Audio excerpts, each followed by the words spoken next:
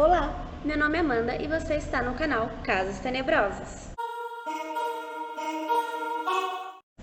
Antes de começar o assunto desse vídeo, que é sobre psicopatia, eu quero me apresentar. Meu nome é Amanda Mello, eu sou advogada e durante toda a minha faculdade eu fui completamente apaixonada por direito penal. E essa paixão se estende até hoje. Eu cheguei a fazer um workshop com o Dr. Antônio José Esca, psiquiatra responsável pela elaboração de laudos de criminosos conhecidos por nós brasileiros, como o Chico Picadinho e o Bandido da Luz Vermelha. Meu TCC, inclusive, foi completamente focado em psicopatas homicidas. Então, tudo que eu falar aqui tem uma pesquisa muito séria por trás. Nada veio das vozes da minha cabeça. O conteúdo é confiável. E sempre que possível, em cada caso que eu trouxer, eu vou deixar na descrição do vídeo os links e vídeos que eu peguei as informações. No domingo vai ter um caso específico de um crime bem famoso, pode ser brasileiro ou de qualquer outro lugar do mundo. Primeiramente, eu vou fazer uma série de psicopatas brasileiros e serial killers brasileiros e depois eu vou para os crimes dos outros países, mas primeiro meu foco vai ser aqui no nosso país, já que infelizmente é um país que tem crime para dar e vender. Existem vários tipos, tá, de psicopatas, não necessariamente todo psicopata é um homicida. Na verdade, o homicida, ele é o nível mais alto da psicopatia. E o que é psicopatia? Ela é um nome, né, que se modernizou aí, que se popularizou do transtorno de personalidade antissocial, que basicamente é uma pessoa frígida, uma pessoa que não tem empatia, ela é totalmente incapaz de ter empatia pela dor do outro, o que a torna muito inteligente, já que ela não tem essas emoções que nós temos, essa impulsividade, que muitas vezes atrapalha. Ela é uma pessoa fria, então ela consegue pensar com clareza. Todos os passos que ela dá são cruelmente calculados. Ela pode ser simplesmente uma pessoa manipuladora com seus relacionamentos, com seus amigos, com seus familiares. Ela pode ser um político que quer manipular toda uma nação, um pastor muito famoso. Ela pode simplesmente ser alguém que está à frente de uma grande massa de pessoas, justamente porque elas gostam muito de manipular e elas são extremamente inteligentes e charmosas. Então tome cuidado, porque é muito fácil você cair no papo de um psicopata. E você não vai saber que ele é um psicopata até ele ferrar com a sua vida inteira. O seu vizinho pode ser um psicopata, o seu primo pode ser um psicopata, até você, não sei. Tudo é possível. Como eu disse, existem vários níveis, do mais baixo até o mais alto. E o que determina isso? Vários fatores, inclusive a criação é uma delas. Não necessariamente uma pessoa que tem esse transtorno antissocial, tenha, por exemplo, uma família que a criou botando limites, talvez ela não desenvolva essa psicopatia de uma forma tão nítida, talvez seja mais contida. Não dá pra você dizer que o psicopata nunca vai matar. Ele não matou porque ele não precisou ainda, mas se um dia ele precisar, ele não vai pensar duas vezes, essa é a verdade. Ele não é um doente mental, ele não é um esquizofrênico que escuta vozes, que não sabe o que ele está fazendo. Pelo contrário, ele sabe exatamente o que ele está fazendo. Como eu disse, todos os passos de um psicopata são calculados friamente. A psicopatia, ela é genética. Você não se torna um psicopata ao decorrer da sua vida, você nasce psicopata. Existe uma frase muito interessante do Machado de Assis que diz assim: a situação não torna um ladrão, ela o revela. A situação não torna uma pessoa psicopata, mas ela revela um psicopata. Porque se fosse assim, seria muito fácil. Qualquer pessoa que um dia foi abusada, seja mentalmente, moralmente, sexualmente, ou que foi assaltada, que teve uma tristeza muito grande, ela poderia surtar e falar: foda-se, vou matar todo mundo. Mas ela não faz isso. Por quê? Porque essa pessoa não é um psicopata. Já um psicopata pode não ter tido nenhum tipo de trauma na vida, e ele chega lá e fala: foda-se, eu vou matar aquela pessoa ali. Tipo o Guilherme de Pádua, que matou a Daniele Pires. E até hoje ninguém sabe o motivo, né, dele ter feito isso, mas ele fez de uma forma muito fria. E ele chegou inclusive a abraçar a mãe, o marido da Daniela Pérez, como se não tivesse sido ele, como se ele também estivesse sofrendo, sendo que ele tinha matado e ele sabia até mesmo onde estava o corpo, né? Quando eu digo, inclusive, que a psicopatia é genética, eu não tô querendo dizer que toda a linha de sangue daquela pessoa, a mãe, ou o pai, ou os filhos, são psicopatas, não é isso. Eu quero dizer que aquilo nasceu com ela, entende? Aquilo nasceu com ela e vai morrer com ela, seja em níveis pequenos ou em níveis altos. A psicopatia, ela é muito difícil de ser diagnosticada, né? Ela passa aí por vários fatores e é realmente difícil de você diagnosticar uma pessoa como psicopata, até porque, como eu disse, elas sabem mentir muito bem, elas manipulam muito bem quem elas quiserem, inclusive o próprio psicólogo ou psiquiatra que estiverem ali tratando dela. E só pode ser diagnosticada depois dos 18 anos. Só que existem sinais muito claros, né, desde criança, que essa pessoa demonstra que é uma psicopata, que ela tem um transtorno de personalidade antissocial, seja de qual nível. Ela costuma ser uma criança muito mentirosa, mentira assim compulsivamente.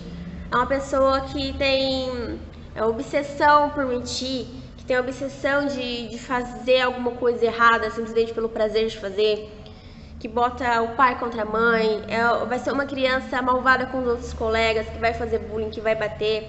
É uma criança extremamente cruel, que vai manipular a casa inteira para fazer o que ela quer. E ela vai maltratar os animais. É um dos sinais aí mais claros de que uma pessoa é psicopata, quando ela maltrata um animal. Porque, afinal de contas, para maltratar um animalzinho que nunca fez nada pra ninguém, essa pessoa realmente ela tem que ser muito cruel. E é um dos sinais assim mais alarmantes de que você tem um mini psicopata na sua casa. Parabéns! E provavelmente não tem nada que você possa fazer. Inclusive tem um livro, é mesmo um filme chamado Precisamos Falar sobre Kevin, que a mãe ela trata o filho como era o amor do mundo e ele é um psicopata e ela não adiantou nada o que ela fez por ele, porque ele se tornou um psicopata da mesma forma. Apesar da psicopatia ela não ser uma doença, né, já que a pessoa sabe muito bem o que ela está fazendo, ela não é considerada uma doença, ela não é considerada uma esquizofrenia, por exemplo, que te impede de saber o que você está fazendo. Você sabe muito bem o que você está fazendo, não é algo visto como uma doença, e sim como uma falta de caráter mesmo, uma falta de caráter moral. Poderia ser uma doença moral, né? Só que apesar de tudo, é cientificamente comprovado que o lóbulo frontal, córtex pré-frontal, que é responsável pelo nosso eu social, sobre a minha personalidade, os meus sentimentos ou a falta deles, de quem eu sou, ela sofre alterações quando a pessoa é psicopata. Inclusive, tem uma pesquisa muito interessante que foi feita por 2 brasileiros, o Jorge Moll e o Ricardo de Oliveira. São neurocientistas, pesquisadores, são neuropsiquiatras. Pegaram uma parcela de pessoas que tinham um transtorno de personalidade antissocial em pessoas consideradas normais pela sociedade. Colocaram vídeos que qualquer pessoa normal se sentiria muito incomodada, comovida e mal de estar assistindo aquilo, como maus tratos, violência. As pessoas do grupo normais tiveram alterações aqui, ó, no córtex pré-frontal, que é essa parte aqui, atrás da testa, significativas, né? O monitor lá piscou, acendeu tudo, ficou claro que a pessoa estava se sentindo muito mal com aquilo. Já os bonitinhos aqui, ó, os psicopatas, não sentiram nada. O córtex pré-frontal deles simplesmente não tiveram alteração nenhuma. Era como se eles tivessem assistido desenho animado, mas não era uma pessoa sendo morta. Então, é muito claro que a psicopatia, ela altera fisicamente, psicologicamente, moralmente, aqui ó, o nosso córtex pré-frontal. Inclusive, isso fica muito óbvio se a gente for lembrar da lobotomia, né, que era feita há um tempo atrás, nem faz tanto tempo atrás, infelizmente, para hospitais psiquiátricos, né, que eram chamados de hospício, na tentativa de curar as pessoas, né, que era praticamente tirado um pedaço ali do lóbulo frontal das pessoas. Por quê? É justamente a parte onde fica a sua personalidade, quem você é, quem você se mostra para a sociedade, se você respeita a regra, se você não respeita, quem você é, tá ali. Existem também alguns casos que algumas pessoas sofreram acidentes bem sérios, onde as pessoas bateram a cabeça e tiveram problemas no lóbulo frontal, que mais uma vez eu digo, é aqui atrás da testa. E essas pessoas mudaram da água para o vinho. elas não sabiam mais quem elas eram, sabe? Elas se tornaram violentas, se tornaram pessoas preguiçosas. Quem gostava muito de estudar, de trabalhar, se tornou alguém que não se mexia pra nada. Parecia como se a pessoa tivesse morrido mesmo e tivesse ali só o corpo, a alma tivesse ido embora. Uma pessoa que se tornou violenta, quem era amável virou frio, a família não reconhecia mais e não dava nenhum problema nos exames físicos. A única alteração realmente era no lóbulo frontal e a forma da atividade, né, desse lóbulo. Está claro, né, pra gente perceber o quanto a psicopatia ela é perigosa, e não só para a pessoa, né, que convive com ela, mas para todo mundo, porque você não sabe quem é um psicopata, então é muito fácil você ser manipulado por um. Essas pessoas não têm amor, essas pessoas não têm empatia, nem pela própria mãe, pela própria família, pelo animalzinho de estimação, eles não estão nem aí pra nada. Eles não são pessoas que não sabem o que fazem, eles sabem, tá? Vocês podem ter certeza disso. Eles sabem muito bem o que eles estão fazendo, mas eles não estão nem aí, entende? Justamente porque o eu social deles tá tudo ferrado. Não é um eu social normal. Eu tenho regras pra cumprir. Eu sei que se eu matar uma pessoa, eu vou ser presa. Eu sei que isso é errado. Ele também sabe. A diferença é que eu não faço isso. Mas ele não tá nem aí. Se ele precisar dar um tiro na sua cabeça porque ele não gosta de você, ele faz. Né? Exemplo disso, vários psicopatas serial killers brasileiros, que a gente vai falar ao longo dos vídeos, que matavam assim, ó, friamente. Nem te conhecia. Ah, não foi com a sua cara, não gostei. Eu quero matar. Eles têm um transtorno obsessivo compulsivo pela morte. Enquanto eles não matam, eles não estão bem. Nossa, parece que tô surtando, preciso matar alguém. Vou lá e dar um tiro na primeira pessoa que eu conheci. Serial killer de Goiânia é assim. E nem todo serial killer é um psicopata. Por quê? Porque a psicopatia é um transtorno de personalidade. Ponto. O serial killer é simplesmente um modus operandi. Acima de 3 vítimas, né, que esse assassino fez, ou até mesmo 2, dependendo ele do modus operandi dele, ele tem uma mesma assinatura. Então, ele matou 5 mulheres.